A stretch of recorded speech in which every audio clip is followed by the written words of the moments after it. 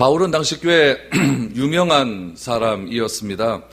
당시 종교의 중심지였던 예루살렘에서 바울을 모르는 사람은 별로 없었습니다. 바울은 예수 믿는 사람을 박해했습니다. 스데반을 죽이는 일에 앞장섰습니다. 그랬던 그가 다메섹으로 가는 도중에 부활하신 예수님을 만나게 됩니다. 부활하신 예수님을 만나고 부활하신 예수님을 경험하고 부활하신 예수님을 믿게 되자 그의 삶이 변화되기 시작을 합니다. 변화된 바울은 생각을 하게 됩니다. 왜 예수님의 무덤이 빈 무덤일 수밖에 없는가에 대해서 생각을 하게 되고 그 이유를 알게 되었습니다. 바울은 탁월한 종교 지도자가 되는 것이 꿈이었지만 부활하신 예수님을 만난 이후 그 꿈이 바뀌게 되었습니다. 종교 지도자의 꿈을 가졌던 바울이 가졌던 신앙은 무엇이냐면은 성전과 제사 중심의 신앙이었습니다. 성전은 화려해야 되고 성전 안에서만 하나님이 우리를 만날 줄 수가 있고 성전 안에서 진정한 제사를 드리는 것이 참으로 하나님께 감사하며 영광 돌리는 일이다라고 생각을 해서 종교 지도자의 꿈을 가졌습니다. 그러나 부활하신 예수님을 만난 이후의 신앙은 어떻게 바뀌었냐면은 성전과 제사 중심에서 십자가와 부활 중심으로 변화되게 되었습니다. 이것이 굉장히 중요한 가치관의 변화입니다. 성전과 제사 중심에서 십자가와 부활 중심의 신앙으로 변화되었다는 것은 그가 가지고 있었던 지금까지 가지고 있었던 기초적인 뿌리가 흔들리는 뿌리가 변화되는 그런 사건이었다는 것을 우리는 기억해야 됩니다. 바울은 부활하신 예수님을 경험했습니다. 바울은 부활하신 예수님을 믿게 되었습니다. 그리고 모든 것이 변화되었습니다. 그런 의미에서 신앙생활이라고 하는 것은 무엇이냐면은 부활하신 이 부활 사건을 내가 믿고 내 삶이 변화되는 것, 그것이 신앙생활이다라고 결론을 지을 수 있습니다. 여러분, 부활이란 반드시 경험되어야 되는 사건입니다. 신앙은 이론적인 것도 아니고 신앙은 우리의 생각 속에서 머무는 관념적인 것도 아닙니다. 우리의 신앙은 철저하게 사실을 바탕으로 그 사실 위에 세워진 것이 바로 우리의 신앙입니다. 그래서 우리는 사실을 내가 경험했든지 목격했든지 아니면 그 사실을 경험한 사람, 목격한 사람에 의해서 그 사실을 내가 전해 들었든지 그 사실 속에서 내가 신앙이 세워지게 되었다라는 겁니다. 여러분들도 누군가로부터 복음을 들었을 것 아닙니까? 누군가로부터 십자가의 이야기를 전달받았을 것 아닙니까? 누군가로부터 부활의 얘기를 들었을 것 아닙니까? 그렇기 때문에 십자가가 나에게 의미가 있는 것이고 나에게 부활의 의미가 있는 것이지 아무도 나에게 전해주는 사람이 없는데 그것이 무슨 의미가 있고 나에게 어떻게 그것이 전달될 수가 있고 사실로 나에게 받아들일 수가 있겠습니까? 만약 보았거나 목격된 사실을 전하는 자가 없다고 한다면 십자가와 부활의 사실을 누군가가 보았는데 또 그 사실을 누군가 목격했는데 그것을 전달하는 사람이 없었다라고 하면은 오늘날 우리 기독교는 이 시간까지 지금에까지 이룰 수가 없었겠죠. 십자가 사건을 누군가는 봤습니다. 예수님의 부활을 누군가는 목격을 했습니다. 그것이 구전으로 전달이 됩니다. 구전으로 전달되다가 어느 시점에 가자 구전으로 전달되는 그 사람이 점점 죽어가기 시작을 합니다.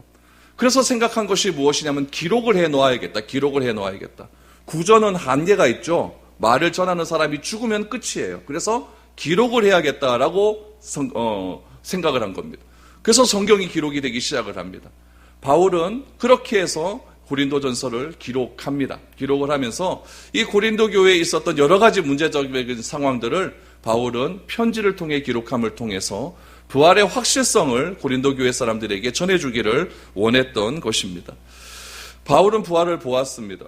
바울은 부활을 믿었습니다. 바울이 직접적으로 부활을 본 건 아닙니다. 그러나 간접적으로 부활을 보았지만 바울은 그 사실을 믿었기 때문에 소아시아 지역으로 십자가와 부활이라고 하는 커다란 두 개의 기둥을 들고 복음의 사실을 들고 이 세 차례나 복음을 전하러 떠나기 시작을 했습니다. 바울이 두 번째 전도 여행을 합니다. 두 번째 전도 여행의 가장 핵심적인 도시는 무엇이냐면 빌립보 지역이었습니다.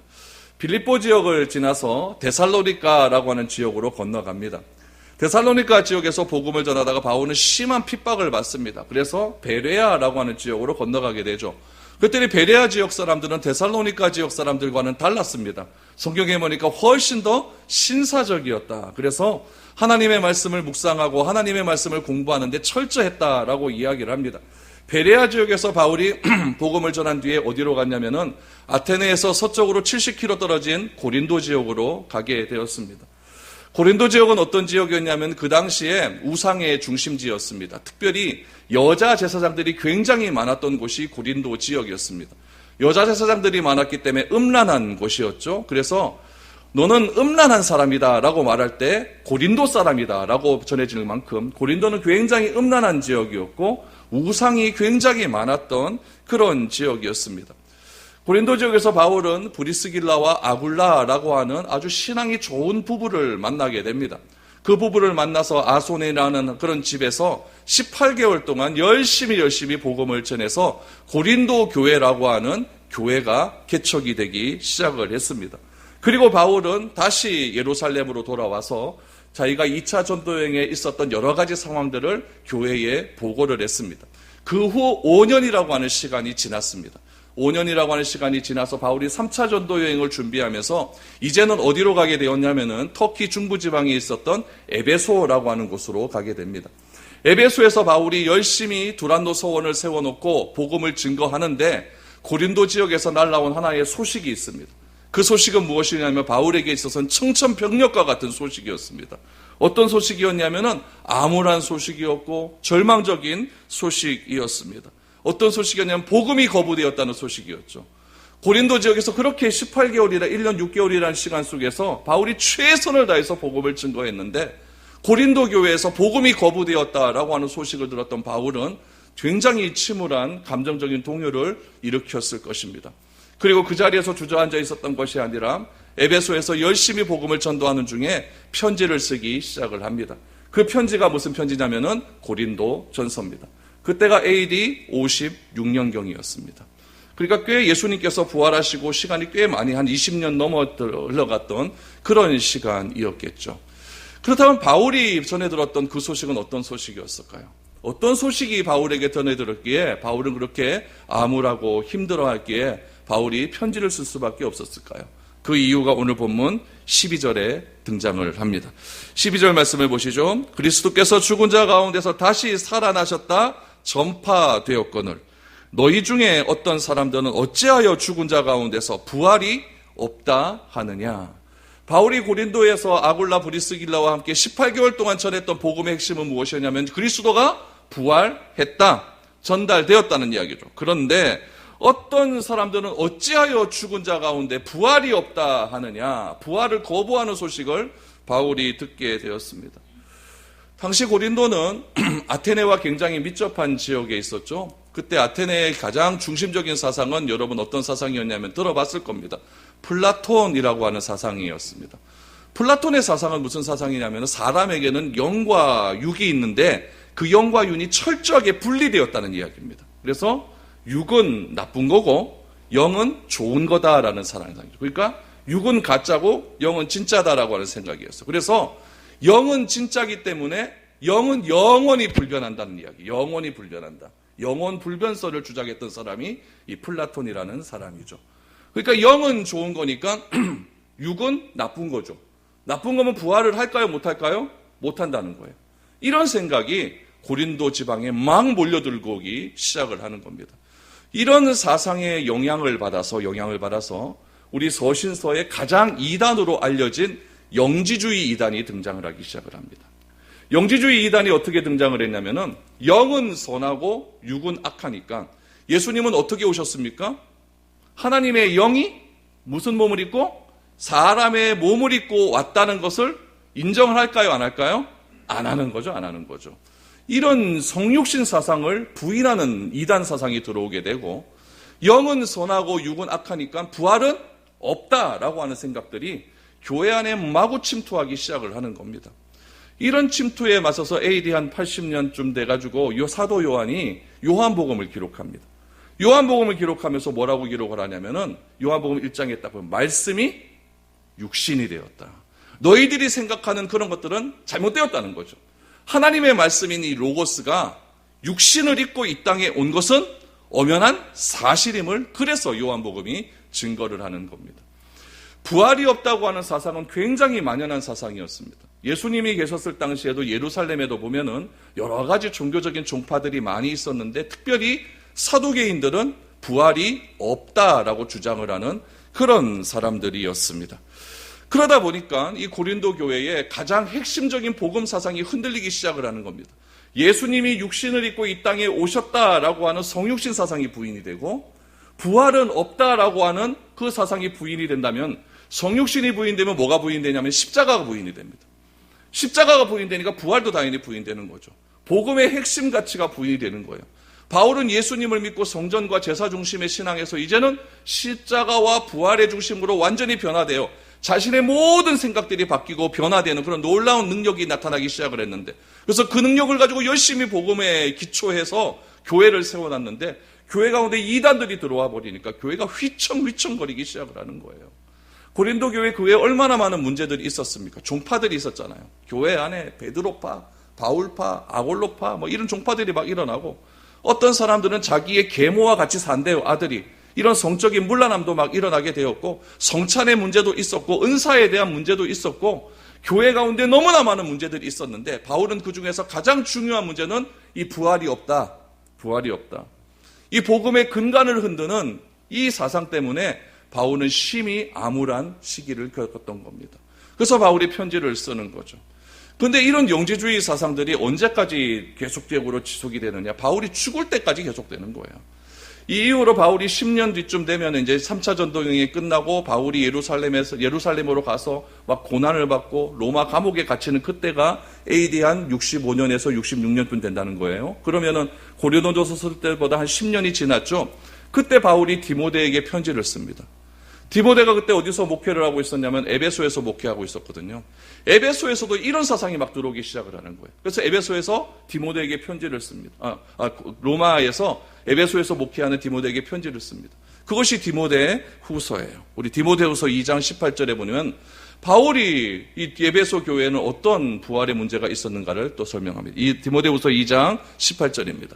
같이 읽어보죠. 시작. 진리에 관하여는 그들이 그릇되었도다. 부활이 이미 지나갔다 하므로 어떤 사람들의 믿음을 무너뜨리느니라. 아멘. 바울이 에베소에 목회하는 디모데에게 사랑하는 아들 디모데에게 편지를 쓰는 거죠. 어떤 사람들은 뭐라고 부활이 뭐했다? 지나갔다라고 이야기합니다. 그럼 이건 또 무슨 말이냐? 이 부활이 지나갔다라고 하는 사람들도 영지주의의 영향을 받았습니다.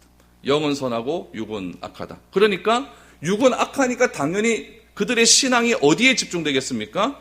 영적인 것에 막 집중이 되는 거예요. 그래서 막 성령 운동을 막 하기 시작을 합니다.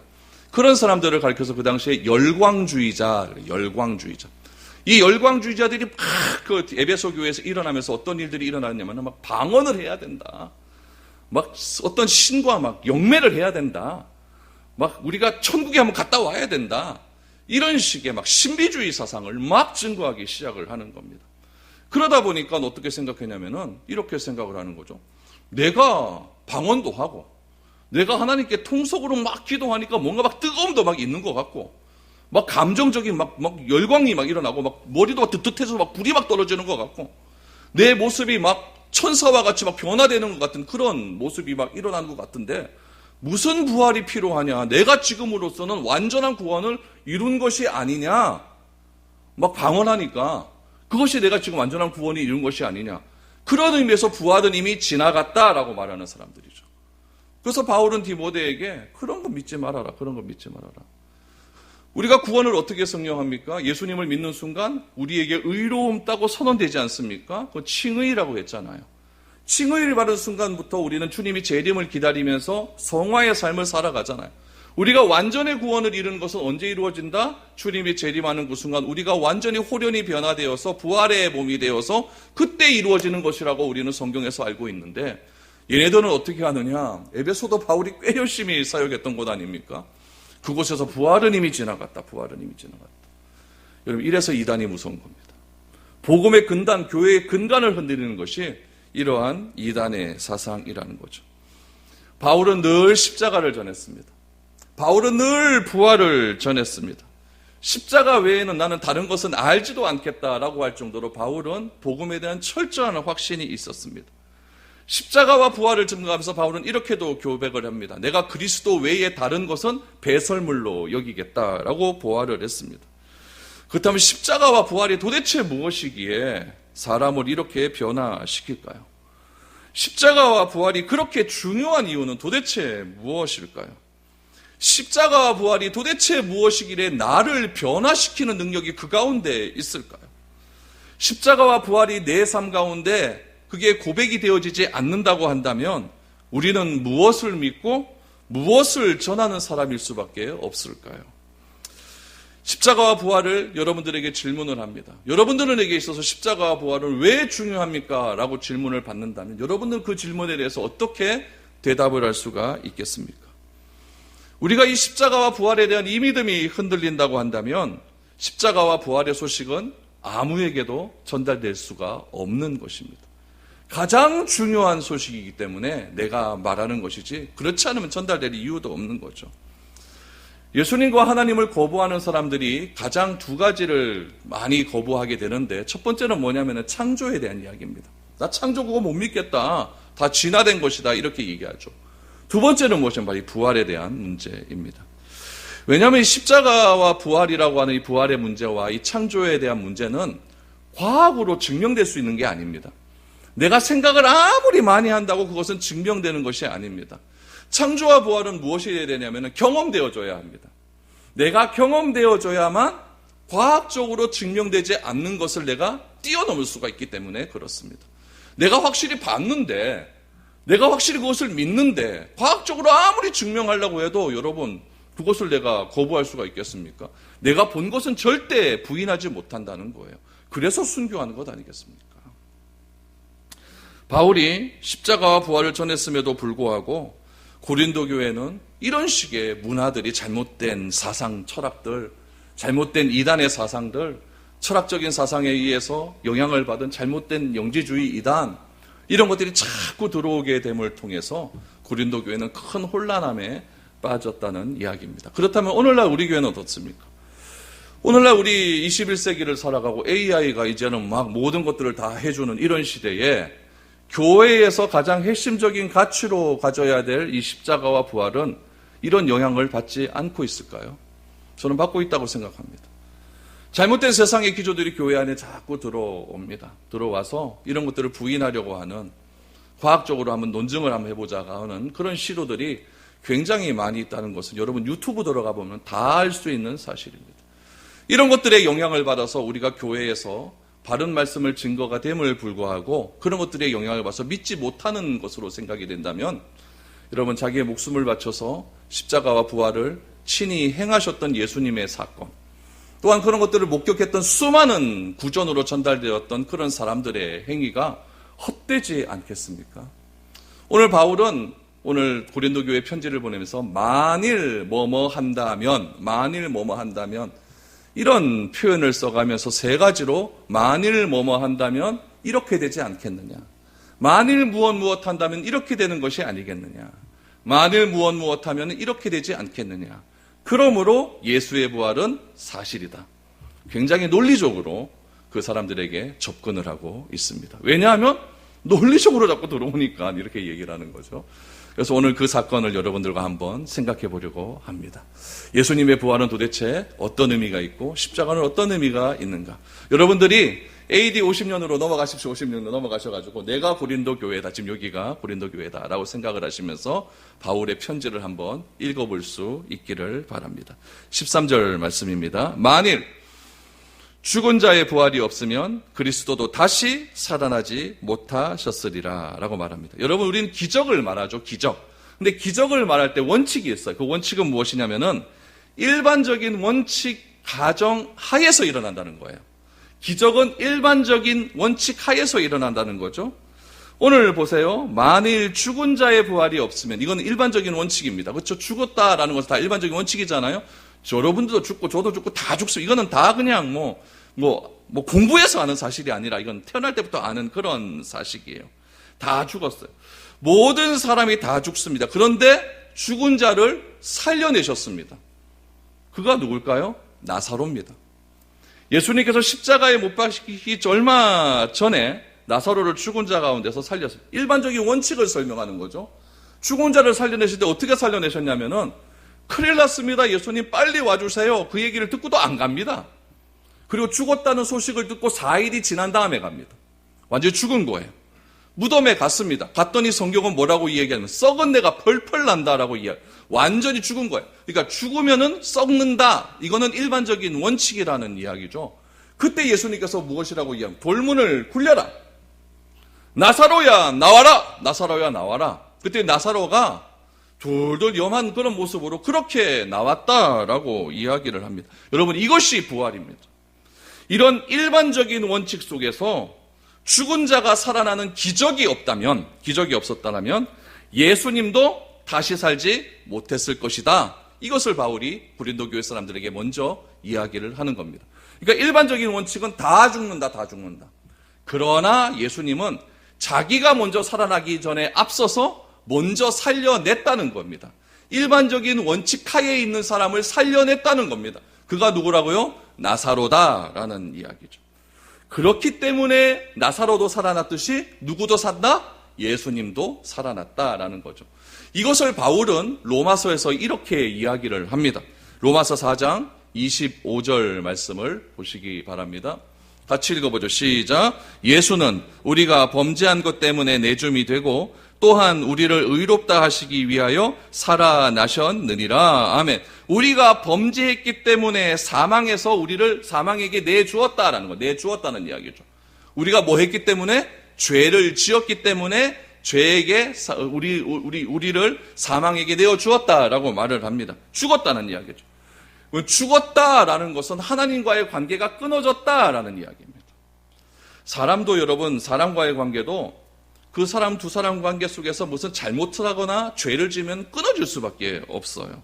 이것이 여러분 일반적인 원칙 아닙니까? 관계가 끊어진 상태에서 억지로 형식적으로 만나는 관계가 있을 수가 있습니다. 그렇죠?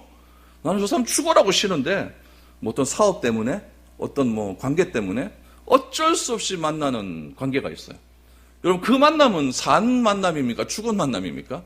죽은 만남이에요. 아무런 의미가 없어요. 아무런 의미가 없어요. 만나봐야 뭐 열매도 없고 뭐 그렇게 큰 의미가 없습니다. 그런데 예수님께서 이 죽은 관계를 다시 회복시키기 위하여 로마서 4장 아까 우리가 읽었던 25절 말씀해 보니까 또한 의를 의롭다 하시기 위하여 살아나셨느니라 라고 말합니다. 죽었던 관계가 하나님과 나와의 죽었던 관계를 새롭게 하기 위해서 우리를 의롭다 해주시기 위해서 살아나셨다라고 예수님은 말하고 있습니다. 그러니까 예수님께서 십자가에서 죽으시고 살아나셨다라고 하는 것은 나와 하나님과의 관계가 새롭게 회복되었다라는 것을 의미합니다. 예수님께서 이렇게 하시기 전에는 누군가가 죽어야 됩니다. 그 죽음을 누구로 대신했느냐? 양으로 대신했습니다. 소로 대신했어요. 염소로 대신했어요. 그게 죽어야 하나님과의 일시적인 관계가 회복될 수가 있었죠.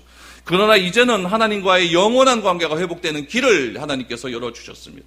그건 무엇이냐면은 예수님께서 우리를 위하여 죽으시고 3일 만에 다시 살아나심으로 우리를 의롭다라고 인정을 해주시는 겁니다. 아멘? 이것이 너무나 중요한 사건이에요. 우리를 의롭다라고 인정해 주시는 그 놀라운 사건. 이 예수님의 십자가와 부활의 사건은 하나님과 우리와의 관계가 이제는 회복되었다라고 하는 완벽한 선언입니다. 이런 기적적인 사건 때문에 우리는 하나님을 뭐라고 부르느냐? 아빠라고 부르는 거예요. 일반적인 사건이 있습니다. 다 죽는다. 그런 다 죽는 사건, 일반적인 사건 속에서 하나님께서는 기적을 일으키십니다. 그 기적이 무엇이냐면 죽은 자가 살아난다. 바울은 그래서 고린도 교회 사람들에게 말합니다. 만일 죽은 자의 부활이 없다면, 나사로가 살아나지 않았다면 그리스도도 다시 살아나지 못했을 것이다. 저는 여러분들에게 담대히 말합니다. 우리는 다 죽을 것입니다. 그러나 반드시 주님께서 우리를 살리실 줄 믿습니다. 왜 살리실까요? 그리스도도 살아나셨으니까요. 그러니까 믿는 게 의미가 있는 겁니다. 여러분 믿는데 여러분 기죽고 믿지 마십시오. 너네는 죽지만 나는 산다. 당당함으로 믿으십시오. 그러니까 너도 살려면 믿어라. 당당하게 부활을 선언하십시오. 이 사실을 믿는 사람을 뭐라고 이야기합니까? 교회라고 이야기합니다. 그리고 여러분 교회가 되신 겁니다. 예수를 그리스도라 믿고 하나님을 아빠라 부르는 사람, 그것이 교회가 된 것입니다. 얼마나 감격스러운 일입니까? 우리 모두가 교회가 되었음을 기억하시고 예수님께서는 부활하심을 기억하시기 바랍니다. 두 번째 보시죠. 또 그리스도께서 만일 다시 살아나지 못하셨으면 우리가 전하는 바하는 것도 헛것이요 또한 너희 믿음도 헛것이며 라고 말하죠. 지금 살아나셨다 그랬어요. 그럼 그리스도가 살아나는 것이 거짓말이면 어떤 일들이 일어나겠느냐 이런 이야기죠. 바울은 굉장히 강한 어조로 부활을 거부하는 이런 영지주의자들, 플라톤주의자들을 굉장히 강하게 쏘아붙이고 있어요. 그런 사람들이 영향을 받아서 교회 안에서 나는 부활을 못 믿겠다라고 말하는 사람을 지금 쏘아붙이고 있는 거죠. 부활이 없다면 뭐도 헛되느냐? 전파하는 것 헛되는 거예요. 전도하는 것 다 헛이라는 거죠. 또 우리의 믿음도 다 헛것이라고 말을 합니다. 여러분, 바울이 의도적으로 헛것이라고 하는 표현을 씁니다.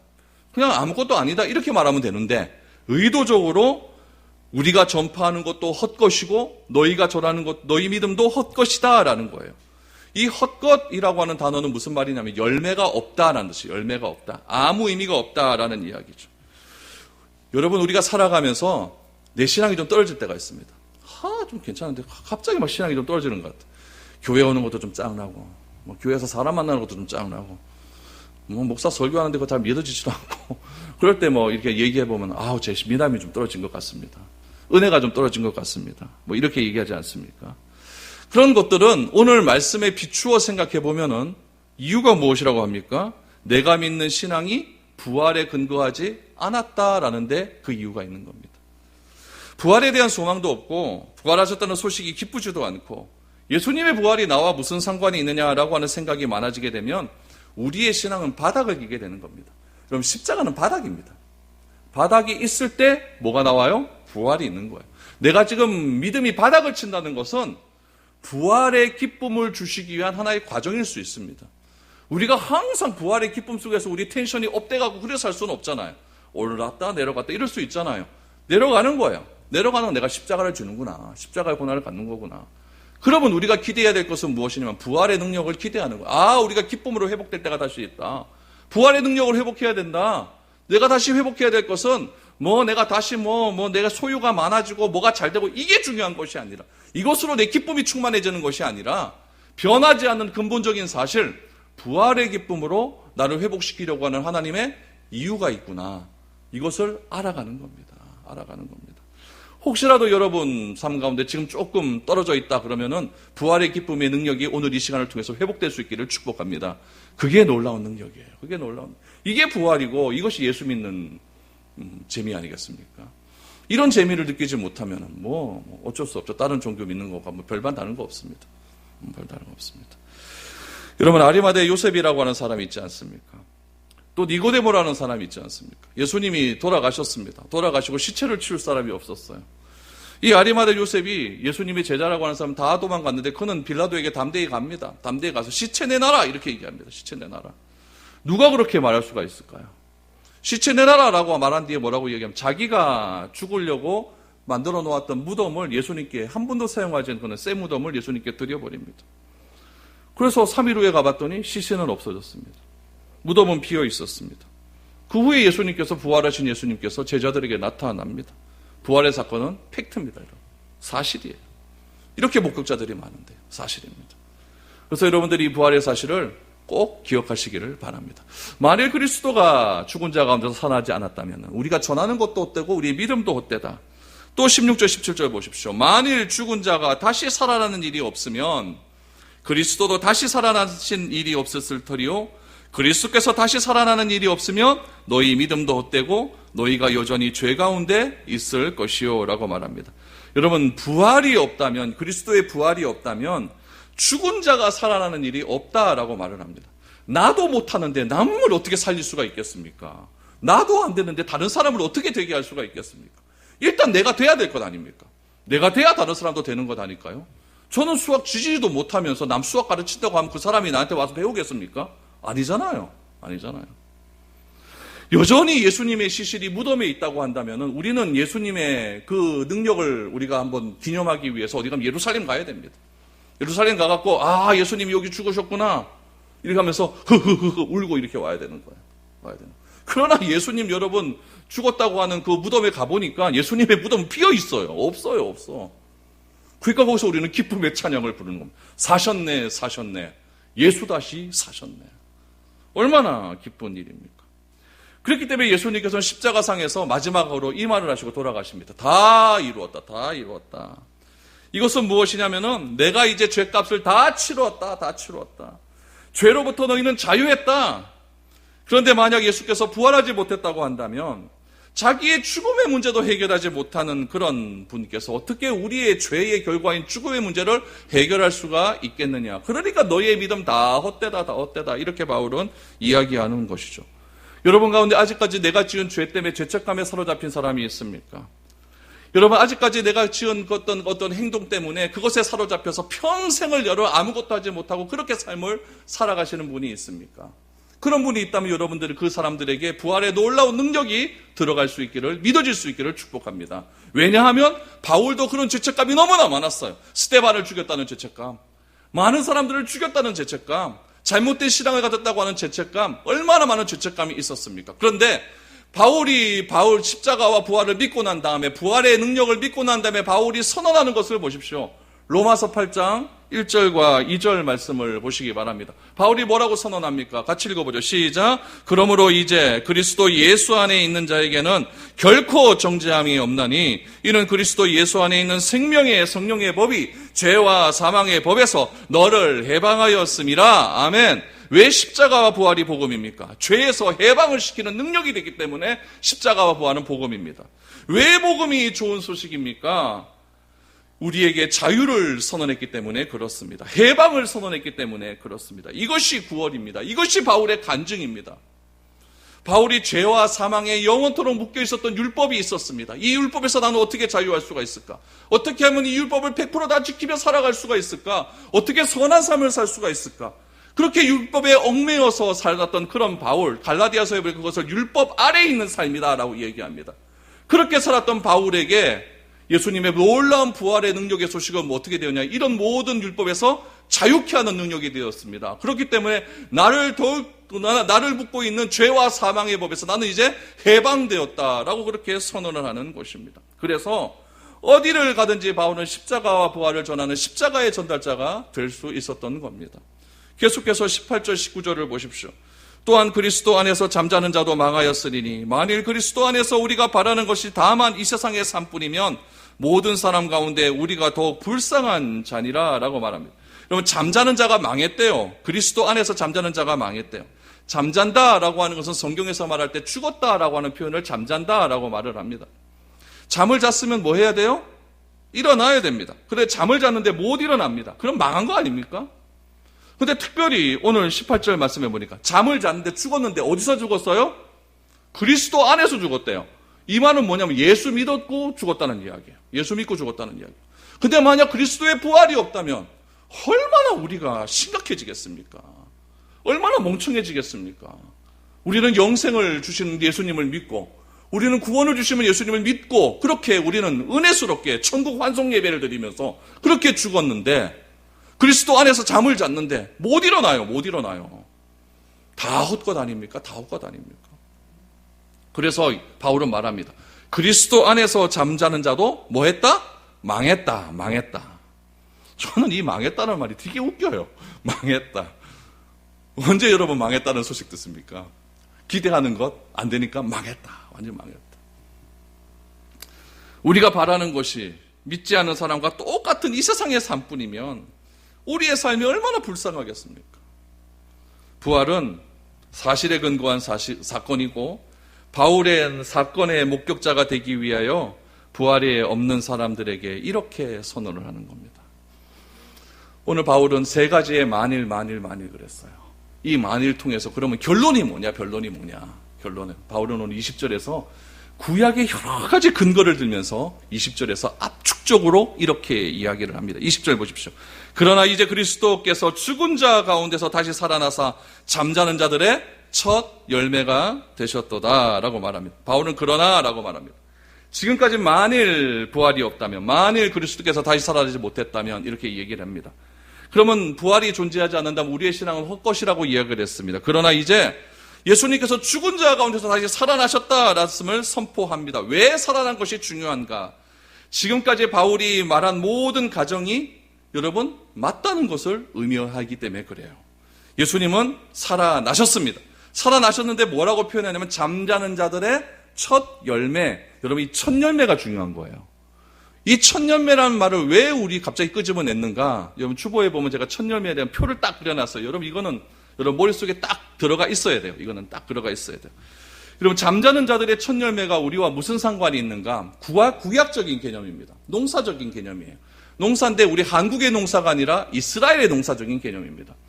이스라엘은 여러분 3대 절기가 있습니다. 어떤 절기냐면은 유월절, 오순절, 초막절이 있습니다. 이 절기가요 예수님의 삶과 다 연관이 되어 있고 우리의 구원과 연관이 되어 있습니다. 유월절 기간에는 뭐가 있냐면 3개의 절기가 있습니다. 유월절, 무교절, 초실절이 있습니다. 이 3개가 있고 이 유월절은 무엇으로 이어지냐면은 오순절로 이어집니다. 그렇죠? 오순절로 이어져요. 그리고 훗날 초막절로 이어지게 되어 있습니다. 각 명절에서 이 구원의 사역은 굉장히 중요합니다. 유월절을 보죠. 유월절은 무엇이냐면은 예수님께서 죽으신 날입니다. 그렇죠? 죽으신 날이에요. 금요일 죽으셨어요. 무교절은 무엇이냐면 예수님께서 무덤에 있는 날입니다. 무덤에 있는 날이에요. 그 다음 날 초실절은 뭐 하느냐면 부활절입니다. 그러니까 이 유월절 기간 속에 있는 유월절, 무교절, 초실절은 예수님의 십자가 죽음, 무덤에 있는 기간, 부활절과 그대로 연관이 돼요. 그러면 초실절이 무슨 날이에요? 주일이에요. 그럼 우리가 지키는 모든 주일은 다 무슨 날? 부활주일이에요. 그러니까 이 부활주일 날은 기쁨으로 지켜야 됩니다. 기쁨으로 지켜야 돼요. 그것이 출애굽 사건과는 어떻게 연관이 되어 있느냐? 유월절 날 장자가 죽습니다. 10가지 재앙에 의해서. 장자가 죽죠? 그 다음 날 무교절 날은 무교병, 그러니까 누룩을 넣지 않는 떡을 먹으면서 쓴 나무를 먹고 허리에 동아리를 메고 지팡이를 쥐고 출애굽을 합니다. 나가는 거예요. 나가고 초실절은 무엇이냐면은 유월절을 지나고 첫 번째 안식일이 초실절입니다. 안식일이 지난 첫 번째 다음 날. 그러니까 주일이 되는 거예요. 그래서 여러분 이 유월절 기간에 출애굽은 장자의 죽음이고 애굽을 탈출한 날입니다. 그리고 초실절로부터 시작을 해갖고 며칠이 지나냐면은 10일이 지난 다음, 이제 50일이 지난 다음에 10계명이 시내산에 도착해서 10계명을 수여를 받아요. 10계명을 수여받고 그 시내산에서 하나님과 이스라엘 백성들이 언약 백성으로 언약을 받고 난 다음에 광야 생활이 시작이 됩니다. 광야 생활을 시작하면서 다 텐트 치고서 살잖아요. 요게 초막절, 초막 텐트 이런 날이에요. 그럼 예수님의 사건으로 다시 되돌아가 보시면은 유월절 날은 장자가 죽었습니다. 예수님이 돌아가셨어요. 무교절 날은 유월절이 쓴 나무를 먹고 막 탈출하는 날입니다. 예수님께서 무덤 가운데 계셨습니다. 초실절은 뭐 하는 날이냐면은 이제 모든 안식일이 끝나고 그 다음 날이니까 토요일도 하고 그 다음 날이니까 주일이 되니까 예수님은 부활하신 거예요. 부활하시고 예수님께서 초실절을 기점으로 해서 부활하셨잖아요. 부활하시고 며칠을 사십니까? 40일을 사세요. 40일을 사시고 하늘로 올라가십니다. 승천하셨어요. 승천 이후에 며칠 이후에 성령이 오십니까?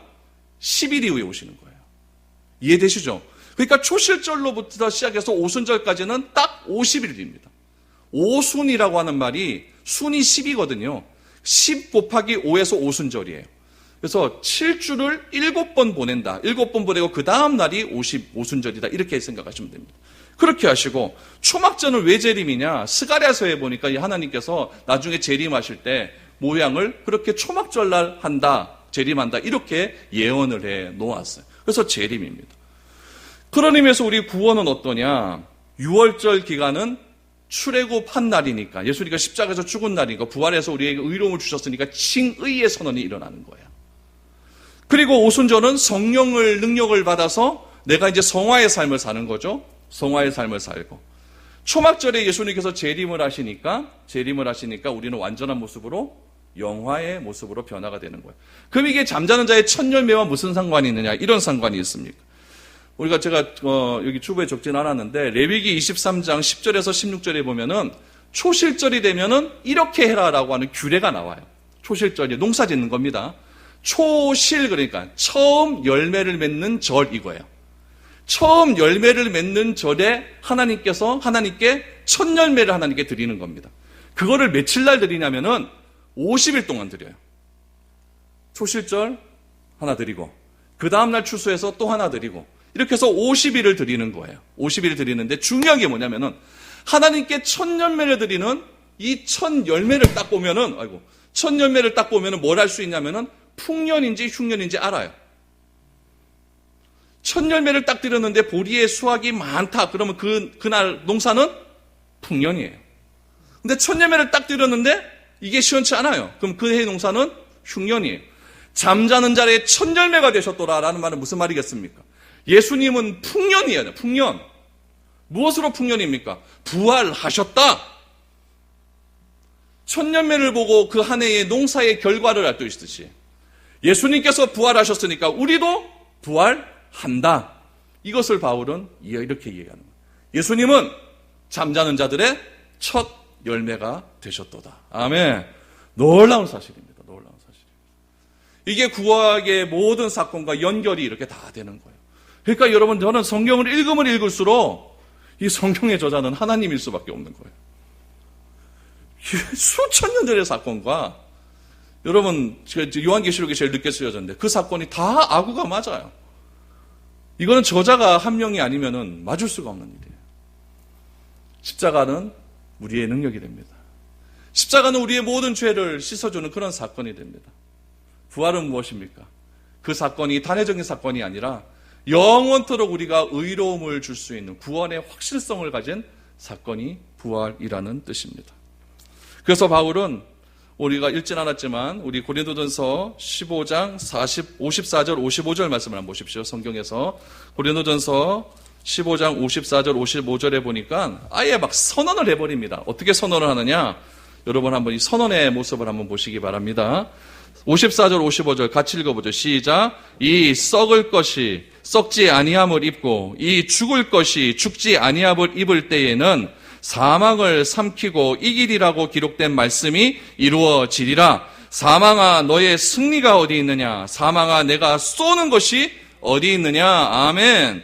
썩을 것이 썩지 않음을 입는데요. 이건 뭡니까? 내 육체가 썩지 않은 것을 입는다니까 영원을 입는다는 얘기예요. 죽을 것이 죽지 아니함을 입는데요. 내가 다 죽잖아요. 죽는데 죽지 아니함을 입는다는 것은 부활의 능력이 나에게 왔다는 이야기예요. 그때는 어떻게 되느냐? 사망을 이기고 삼킨다는 이야기예요. 그런데 사망을 이기고 삼킨다는 이야기가 신약에 나온 것이 아니라 이미 호세아 선지자의 예언이 딱 되었다는 이야기예요. 호세아서 13장 14절 말씀에 보니까 호세아 선지자는 우리들에게 이렇게 선언을 했습니다. 우리 같이 읽어봅니다. 시작.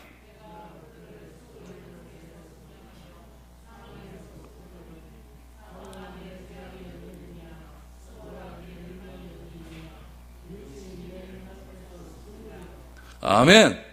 호세아가 이미 예언을 해놨어요. 우리는 다시 살아날 것이다. 다시 영생을 이루게 될 것이다. 이 말씀을 그대로 바울이 인용을 합니다. 구약의 말씀을 이루려 함이라. 사망을 향해서 선언을 해버리는 거예요. 사망 안에 쏘는 것이 어디 있느냐? 사망아 너의 승리가 어디 있느냐? 왜 부활신앙이어야 할까요? 왜 부활신앙이라고 하는 것이 가장 존귀한 것일 수밖에 없을까요? 여러분, 우리가 귀하다고 생각하는 이 세상의 것들에 묶이지 않는 유일한 길은 무엇일까요? 사망을 이기신 부활을 붙드는 겁니다. 그것을 붙들 때 우리가 이 세상에서 존귀하다고 생각하는 세상의 모든 것에서 해방될 수 있는, 구원받을 수 있는 놀라운 능력이 거기서 나타날 수 있는 것입니다. 매주일 부활주일임을 기억하십시오. 그래서 1년에 한 번 기억하는 것으로 끝나는 그런 어떤 기념일적인 것, 어떤 행사적인 것, 이런 것으로 끝나지 마시고 매주일 부활의 능력을 받은 우리가 이곳에 나와서 하나님께 예배드림을 기뻐하십시오. 그리고 사망아 쏘는 것이 어디 있느냐? 죽음아 사망아 나를 매이는 것이 어디 있느냐? 이렇게 담대하게 선언하심을 통해서 우리에게 진정한 생명을 주신 그리스도로 인하여 기뻐하고 만족할 수 있는 매일매일의 부활의 날이 될 수 있기를 축복드립니다.